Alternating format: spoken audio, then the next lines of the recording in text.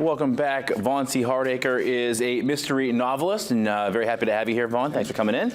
We're going to talk about a couple of your books here. You've published 7 mystery novels.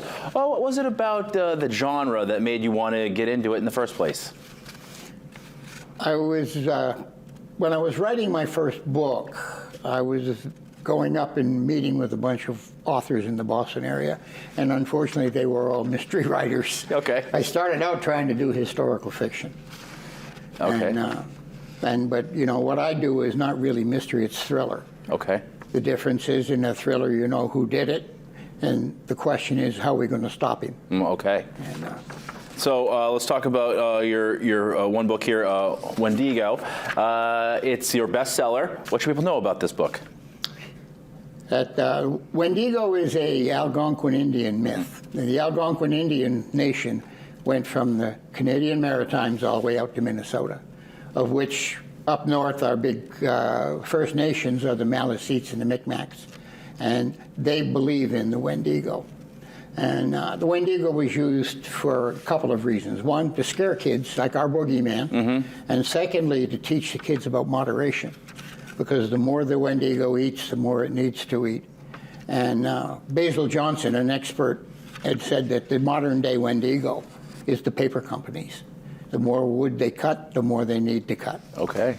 So. Interesting analogy there. Also, the novel ripped off a very different setting, a whole different idea. What's this one? Ripped off, I got the idea, I bought this silly book in which you flip, and it gives you 3 things and you flip it. And it came up and said, after his 4th divorce, a retired hitman learns that he's broke. And so I said, gee, I can do something with this. And so I have a retired hitman who, after his 4th divorce, finds out that his financial manager has stolen all his money. So now he's got to go back to work as a hitman to earn enough money to go find this guy.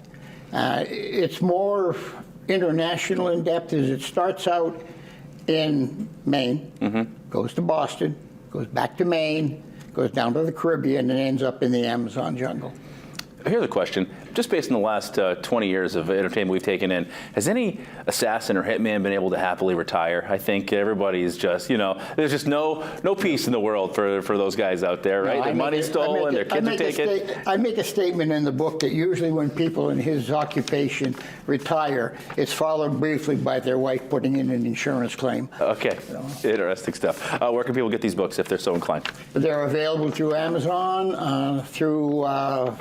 well, Ingram is the big distributor, so they can get them in any bookstore. They can be ordered, or you can get them online. Or you can go to my webpage, and I'll send you an autographed copy. Okay, there you go. There's the website right there, VaughncHardacker.net. When you're writing a book like this, do you start at the end, or are you on the journey as, you know, you type it out, you write it out? How do you find that inspiration? There are 2 types of writers. There are plotters who outline everything and have all this scheme, and then there are people like me. They call us pantsers. We write by the seat of our pants. Okay. And I usually start, I have one thing in mind, and then somehow the characters take over. There you go. And I end up probably in a place I never even thought I would be. Oh, I love it. There you go. That could be a good title for your next book, The Pantser. I like it.